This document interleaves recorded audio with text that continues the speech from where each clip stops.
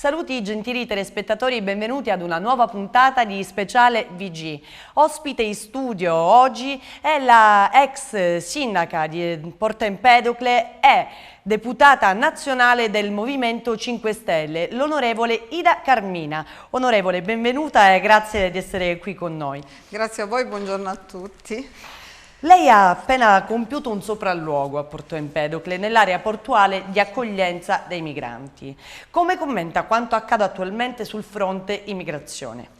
Beh, quanto accade è il risultato di scelte assolutamente inadeguate, direi folli del governo Meloni e assolutamente non in linea con quella che è la tradizione solidaristica italiana. Criminalizzare le organizzazioni non governative, le ONG che collaborano, pensare di puntare tutto sulla sicurezza non sana assolutamente una situazione, neppure va bene questo fantomatico piano Mattei di cui non si sa né la consistenza né le possibilità, perché se noi da un lato già si parla di una manovra di bilancio restrittiva che taglierà i fondi, c'è l'allarme sui fondi della sanità italiana, come pensiamo di poter attuare una politica di cooperazione, cioè sostanzialmente di dare i soldi alla Tunisia, alla Libia, soldi degli italiani che non potrebbero essere. L'unica cosa è stata fatta è quella di dare delle motovedette alla Libia che in qualche occasione anche hanno sparato sui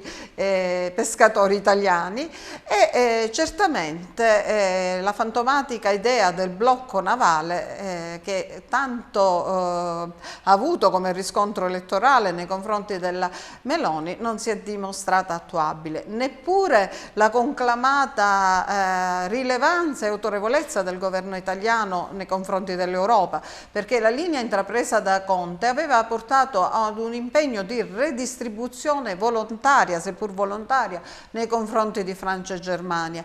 La questione, il passaggio ulteriore doveva essere una redistribuzione obbligatoria nei confronti di tutti i paesi dell'Unione Europea, cosa che non si è verificata proprio per l'opposizione dei paesi che hanno la stessa linea politica del governo Meloni, cioè i suoi amici, quindi Polonia e Ungheria. Non solo, ma quanto accaduto in questi giorni, quello che si è creato, il caos, era assolutamente prevedibile. La realtà qual è nei fatti? Che invece di addivenire a una diminuzione degli sbarchi si è avuto un incremento notevolissimo di quasi 3 volte. Io da sindaco ricordo le punte massime erano di circa 500 migranti nella tensostruttura, nei giorni di Ferragosto, in questi giorni passati, si è arrivati a circa 1300 presenze a Porto Empedocle, fra l'altro senza tensostruttura, quindi con una tenda del Ministero degli Interni e qualche ombrellone della protezione civile che non arrivavano a coprire le persone. Fra l'altro quanto successo manifesta anche il vero nodo della questione qui da noi, che è quella della carenza infrastrutturale. Cioè, che cosa è successo? Da noi, come risaputo, manca l'aeroporto, non abbiamo collegamento ferroviario e l'unico treno che è Agrigento-Palermo, fra l'altro, ha subito un'interruzione.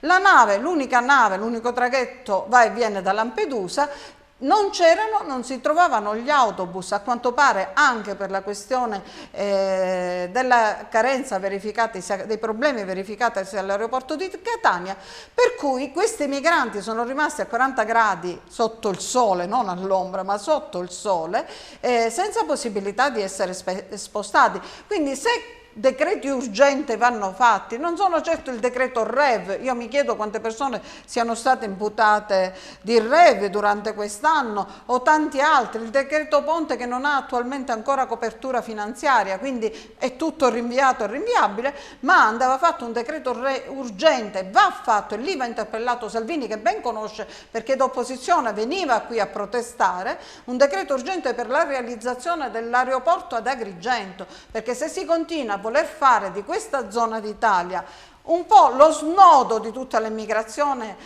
proveniente dal Mar Mediterraneo, che è la rotta, si sa, più perigliosa e più affollata. Si parla di oltre 100.000 sbarchi, 130 addirittura qualcuno dice, nei primi 8 mesi dell'anno. Ora, 2 comuni come Lampedusa e Porto Empedocle, che insieme fanno 22.000 abitanti, come reggono l'impatto di oltre 100.000 provenienza. Fra l'altro anche lì la questione infrastrutturale: si può continuare a far transitare i migranti sul traghetto ordinario di linea destinato ai residenti del comune di Lampedusa e ai turisti? Ma voi vi immaginate dei turisti che portano la famiglia e i bambini che si trovano in un traghetto con 700 migranti? Di questo si tratta, 700 migranti a tragitto, e magari anche le bare dei migranti poverini naufragati. Si devono predisporre dei mezzi ad hoc, non si può fare questo. E in un'occasione, ed è lì la vera questione, in un'occasione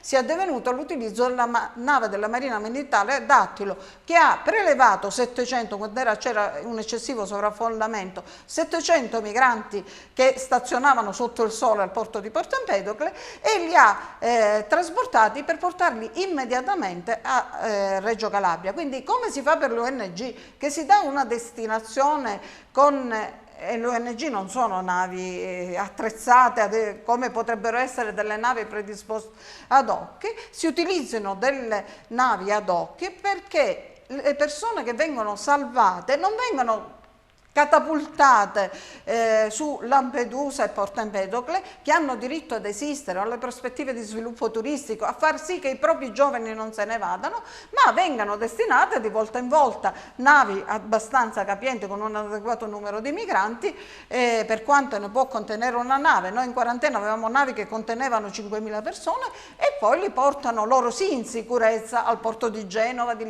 Spezia e di Ancona. Io leggevo che il sindaco di Ancona si lamentava per 106 persone fatte sbarcare da una ONG, quando noi abbiamo sbarchi da 700 alla volta col traghetto di linea. Cioè, ma ci rendiamo conto che così noi siamo per l'accoglienza, noi siamo solidari eccetera, ma non si può fare morire questa terra per accoglienza, e allora si doti questa terra immediatamente con decretazione d'urgenza di un aeroporto, ed altresì si faccia in modo di immediatamente sovvenire e realizzare le riparazioni, gli adeguamenti delle strade statali. È impossibile, noi abbiamo un collegamento anche stradale fra Agrigento-Palermo che decenni che rimane, cioè non so quante deviazioni e semafori. Questo fra l'altro l'Unione Europea lo dice quando si parla di politiche di coesione, che uno dei fattori dello sviluppo di un territorio è quello infrastrutturale. Ora noi abbiamo la realizzazione della pedemontana in Veneto, fortemente voluta dalla Lega, che è pure crollata,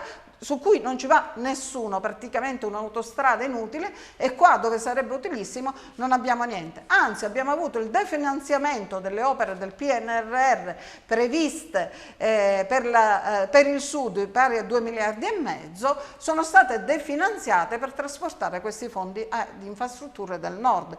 Quindi evidentemente tutto questo va cambiato, ma deve essere la popolazione, si diceva che la rivoluzione si fa nelle piazze, ma il cambiamento avviene nella cabina elettorale, quindi dobbiamo essere noi, dobbiamo essere gli agrigentini ad alzare la testa e ad avere una partecipazione più consapevole, comprendere che è la politica che decide il destino di questa terra e darsi da fare.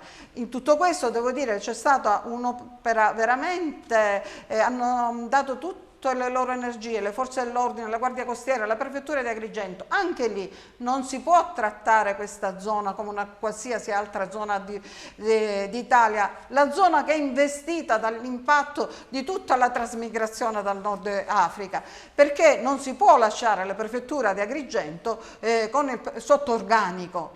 È assolutamente assurdo, e lì il Ministero deve intervenire. Qui tutti noi agrigentini dobbiamo pretendere il rispetto. Noi sosteniamo questo, non dico sacrificio, ma sosteniamo l'accoglienza, e finora è sempre stato, sono stati tutti accolti. Qualcuno parla di premio Nobel per l'isola di Lampedusa, ma direi anche per la città di Porto Empedocle, che è il suo specchio riflesso.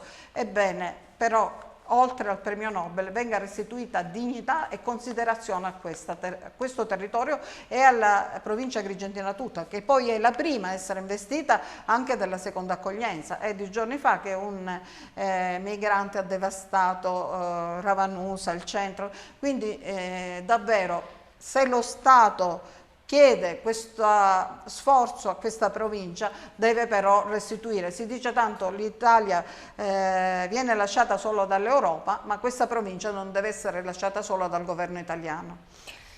Ecco, in merito al PNRR di cui hai fatto cenno appunto poco fa, l'attuale stato di salute politica ed economica tra Agrigento e provincia, in riferimento in particolare alle prospettive di investimento della spesa dei fondi del PNRR, cosa ci dice in merito? Beh, dico che erano previste inizialmente, grazie anche al governo Conte, molte opere erano state finanziate. Ora che c'è stata la rimodulazione proposta dal governo Meloni, oltre ad aver dirottato le opere infrastrutturali, 2,5 miliardi di euro portati al nord, per giunta hanno definanziato i progetti dei comuni. E vedi caso, la Sicilia è fra le maggiori a essere state danneggiate da questo definanziamento, e la provincia in particolare ha la maglia nera, perché hanno definanziato il 60% di opere. Quindi quella che è e poteva essere un'opportunità enorme di sviluppo per questa terra. E ricordiamo che i 3 subobiettivi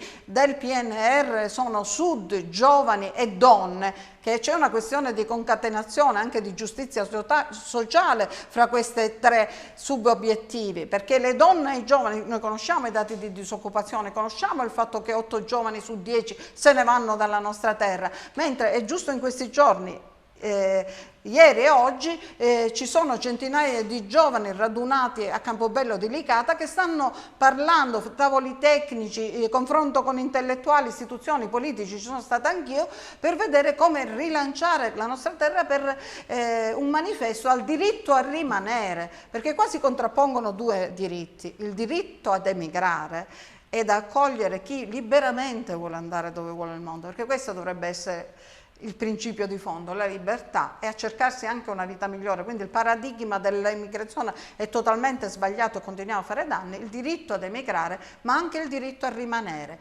perché a qualcuno che mi diceva che c'è una questione settentrionale, io ho risposto: quando i vostri figli, i figli delle madri del settentrione andranno via come i figli nostri, 8 su 10 se ne vanno, basta confrontarsi fra persone che hanno figli, allora voi mi parlerete di questione settentrionale. Al momento esiste una questione meridionale che è una questione dell'Italia. Sbagliano quando fanno il partito trasversale del nord e portano tutto al nord, cercano di questo è un governo filonordista, si sa, si vede già dalle nomine dei ministri, e allora sbagliano, perché lasciare indietro il sud penalizzerà l'Italia intera. Le politiche sociali sono uno dei cavalli di battaglia del Movimento 5 Stelle. Ovviamente la sospensione del reddito di cittadinanza ha inciso parecchio, a vostro parere, sulla coesione e l'inclusione sociale. Sì, questo è di tutta evidenza. Il reddito di cittadinanza è una misura che esiste in tutti gli Stati europei, che è una misura per dare dignità a persone che si trovano in difficoltà in una società. Averlo eliminato ex abrupto, fra l'altro con un messaggino, persone che si trovavano a percepire un reddito che dava ora la possibilità a settembre di mandare a scuola i figli, di pagarsi l'affitto, eccetera, si trovano praticamente senza niente. Chiaramente è una grande frattura in quella che può essere la coesione sociale, il senso di comunità. Noi non sappiamo cosa succederà a fine agosto, quando si renderanno, finora hanno patito gli effetti e la gente in fibrillazione è uno stato d'ansia, ma poi verificherà gli effetti concreti del non avere più niente, perché in legge di bilancio, quando fu definanziato, diciamo, il reddito di cittadinanza, era stato prevista che a gennaio sarebbero stati attivati dei corsi di formazione per gli occupabili, i quali avrebbero continuato a percepire un minimo, seppur troppo poco, in virtù dei corsi effettuati. Invece questi corsi poi il governo non li ha realizzati. E ancora dice di doverli realizzare, per cui hanno detto vabbè, è una situazione transitoria e noi a settembre realizzeremo. Io non voglio fare la profeta di sventura, ma prevedo con la concretezza oggettiva delle situazioni che a settembre non partiranno questi corsi, quindi la gente non avrà nessun appiglio, nessun apporto, e da noi è una cosa importantissima dal punto di vista economico, perché il reddito di cittadinanza per la Sicilia, quando si dice 8 miliardi in tutto, per la Sicilia vale 1 miliardo di euro. 1 miliardo miliardo di euro che non tenevano in tasca i percettori del reddito, perché c'è quasi un obbligo alla spesa, nel senso che le persone più povere hanno una maggiore propensione al consumo, quindi quello che hanno lo spendono immediatamente. Questo reddito dato a loro in realtà è denaro circolante che alimentava anche le attività commerciali, gli alimentari, le piccole cose di cui si potevano dotare queste persone. Questi soldi, questi euro verranno meno non solo ai percettori del reddito, ma verranno meno agli artigiani, verranno meno ai commercianti, quindi è una deprivazione dell'economia siciliana meridionale tutta.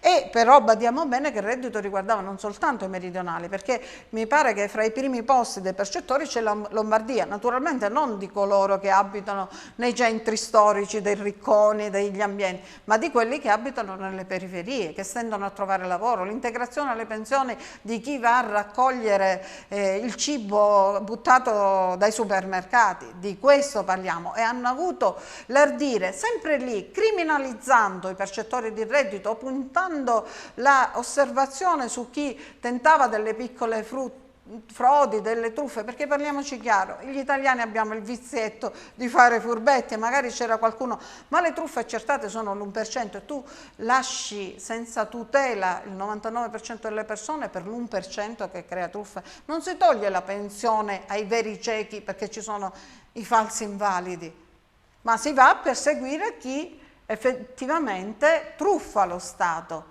E quindi noi abbiamo un governo che al momento è molto indulgente con chi evade le tasse, con chi sta bene economicamente, eccetera, eccetera. Anche la delega fiscale si potrebbe parlare per ore, e poi invece va a massacrare le classi sociali più deboli e fragili. Ma la vera dignità della politica con la P maiuscola, è quella di dare risposte ai bisogni dei cittadini, a partire dalla povera gente, perché aiutare i ricchi è semplice.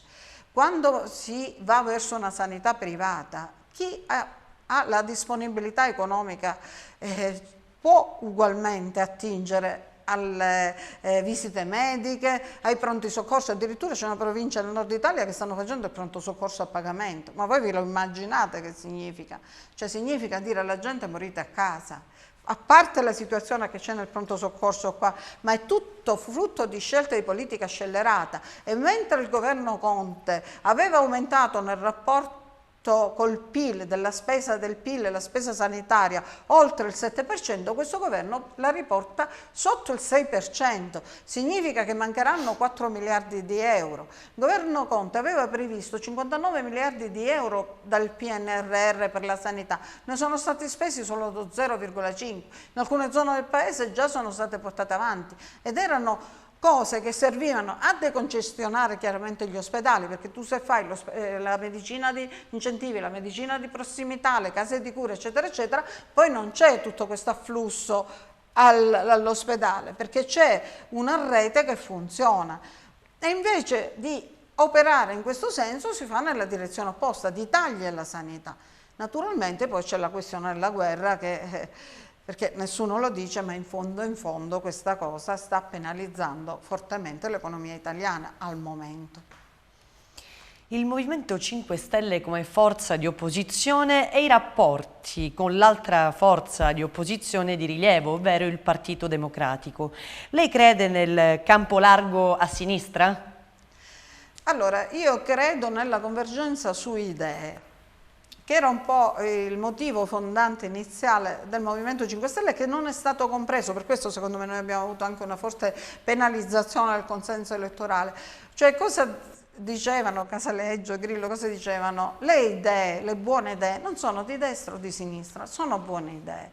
Ora, se noi guardiamo prevalentemente ai bisogni della gente, alle istanze della società, a dare un sostegno ai lavoratori poveri, per esempio noi da 10 anni facciamo la battaglia per il salario minimo, che è una misura anche questa di civiltà, che hanno 21 paesi europei su 27, quando da noi ci sono situazioni assolutamente allarmanti e non c'è una soglia minima legale, ma viene rimandato tutto alla contrattazione collettiva, che però, cosa che non dicono, capisco che è un tecnicismo giuridico, non vale nei confronti di tutti la contrattazione collettiva, vale in base a un rinvio giurisprudenziale. Quindi questa norma proposta a prima firma di Giuseppe Conte ora del salario minimo, ecco, su cui c'è la convergenza di tutte le forze di opposizione. Cioè c'è stato un percorso, perché inizialmente non tutti erano concordi, ora anche Calenda, persino Calenda, che è quindi una forza di opposizione che è intermedia, però diciamo sono i liberali del centro-sinistra eccetera, addiviene alla convergenza su questo tema. È evidente che c'è un bisogno forte in Italia e su questa idea noi convergiamo. Per questo non è una alleanza organica, è sulle idee. Per cui se c'è una questione di rispetto dell'ambiente e c'è un governo che va verso l'eliminazione dei controlli, l'eliminazione delle autorizzazioni e possibilmente su impianti che sono inquinanti e possibilmente anche pensa di fare della Sicilia un hub del Mediterraneo, significa trasformare l'intera Sicilia in una grande gela, ma è ovvio che noi non saremo mai da quella parte, noi che siamo per la tutela del mare. Come? Noi abbiamo fatto inserire in Costituzione la tutela degli ecosistemi a garanzia delle future generazioni, perché se noi consumiamo tutti i sistemi ecologici e inquiniamo tutta la terra, che cosa lasceremo ai nostri figli? Ma poi si sta vedendo che cosa sta succedendo dal punto di vista climatico, e quindi se c'è una forza che è prevalentemente negazionista, cioè nega che ci sia un problema del clima, mentre tutte le forze PD eccetera eccetera orientate da quella parte dicono: guardate che c'è un gravissimo problema, dobbiamo intervenire urgentemente, guardate che quando si fa un impianto di rigassificazione si deve tenere conto del pericolo eccetera eccetera.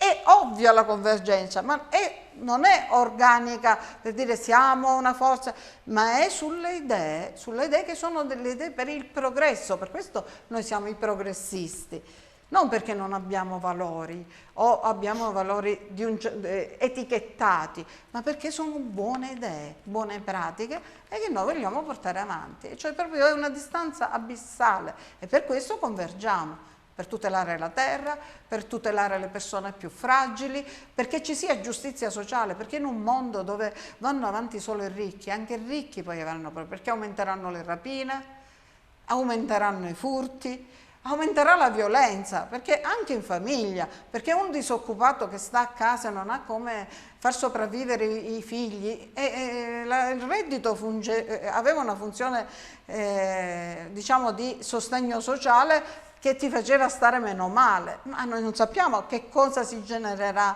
in futuro e speriamo che non vada male, ma chiaramente gli allarmi ci sono. Siamo giunti quasi alla fine. Prima di lasciarci, un suo consuntivo parlamentare personale a quasi un anno dalla conclusione del primo anno di mandato. È un'esperienza sicuramente esaltante. Ringrazio anche gli elettori che mi hanno dato, gli elettori soprattutto agrigentini. Io rappresento 3 province, Caltanissetta, Agrigento e Trapani, che mi hanno dato l'onore di poterli rappresentare in Parlamento e di mettere a disposizione, oltre il mio background professionale e culturale, anche le mie esperienze, soprattutto l'esperienza che ho fatto da sindaco. In quest'anno ho fatto un lavoro intensissimo, devo dire che ho ottenuto anche l'approvazione di importanti ordini del giorno. Sono io che sono riuscita a far valere l'importanza del ruolo dei comuni della costa siciliana nel fenomeno migratorio. In sede di legge di bilancio, nonostante noi fossimo forza di opposizione, è stato approvato anche dalla maggioranza il mio emendamento che consentiva di dare un piccolo contributo economico, perché ancora la battaglia non è finita. Ho avuto poi successivamente approvato un ordine del giorno che impegnava il governo a dare un sostegno concreto. Ho approvato un ordine del giorno sugli incentivi, l'incentivazione in sede di approvazione della legge delega fiscale, incentivazione al lavoro femminile, cioè mi sto battendo veramente sui fronti giovani, donne, meridione infrastrutture. Mi hanno purtroppo negato l'ordine del giorno sull'aeroporto di Agrigento, cioè lì hai la possibilità, sei veramente nel cuore dello Stato e hai la possibilità di lavorare per questa terra. Questa è la cosa che mi entusiasma e confesso che non partecipo solo alla mia commissione, ma anche a volte sostituisco, perché può capitare, sostituisco o integro i miei colleghi del Movimento 5 Stelle nelle commissioni e per esempio sulla questione aeroporto sono l'unico parlamentare che ha prodotto, perché al di là delle chiacchiere, quelle che contano sono gli atti parlamentari. Io ho prodotto un atto parlamentare, un ordine del giorno in sede all'approvazione della legge sul Pontello Stretto, chiedendo che il governo assumesse l'impegno formale di realizzare, di avviare un iter per la realizzazione dell'aeroporto di Agrigento, perché questo è quello che conta, i fatti, gli atti, tutto il resto chiacchiera al vento. E così sono, per esempio, avendo questa esperienza da sindaco, sono intervenuto e ho avuto anche approvati degli emendamenti che riguardano i comuni per facilitare la situazione dei comuni siciliani che sono in sottorganico, per cui quando dicono, e io devo dire un po' mi indigno, ecco, quando dicono che tolgono i soldi al sud perché gli enti locali siciliani non sono capaci di spendere, io dico che non è così, che sono impossibilitati a spendere, perché quando negli enti manca il dirigente dell'ufficio finanziario, il dirigente dell'ufficio tecnico che firma le carte e predispone le delibere di giunta, abbiamo veramente vacazio in tanti settori, è chiaro che le cose non si possono fare, non è che siamo incapaci. E invece di togliere i soldi al sud e rimodularli in modo da favorire il nord, come la questione degli asili nido, nel PNRR erano previsti proprio per incentivare il lavoro femminile la realizzazione di asili nido al sud. Invece, siccome gli enti comuni non riescono a portare avanti le cose per mancanza di personale, allora dicono facciamo una rimodulazione e facciamo ristrutturare quelli che già ci sono. Ma questo che significa? Ancora una volta sottrarre le risorse al sud dove non ci sono e portarle al nord per ristrutturare gli asili del nord. Quindi le donne siciliane avranno sempre difficoltà, e meridionali, le donne del sud, a lavorare perché non sanno dove lasciare i figli. Allora, tutto questo mi ha consentito proprio di difendere il Sud, il Meridione, per una questione di giustizia, perché nell'interesse nazionale nell'interesse dell'unità d'Italia difendere il Sud.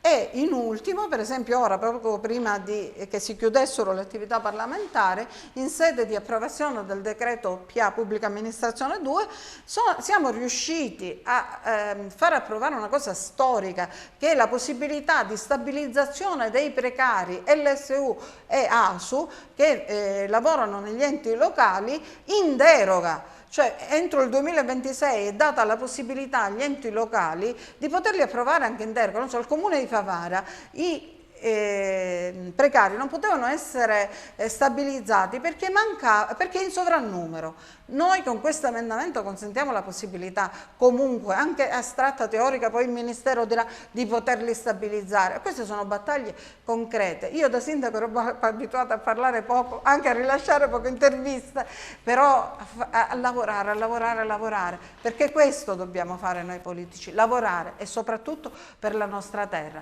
perché la vera politica è quella che dà risposte a chi ha più bisogno e la nostra terra ha davvero un bisogno estremo. Bene, onorevole, io la ringrazio tanto per essere stata qui ospite alla puntata di Speciali VG, e ci rivedremo, mi auguro, presto, e ringrazio anche i nostri telespettatori per averci seguito. Grazie a tutti. Ci rivedremo presto, alla prossima puntata. Grazie.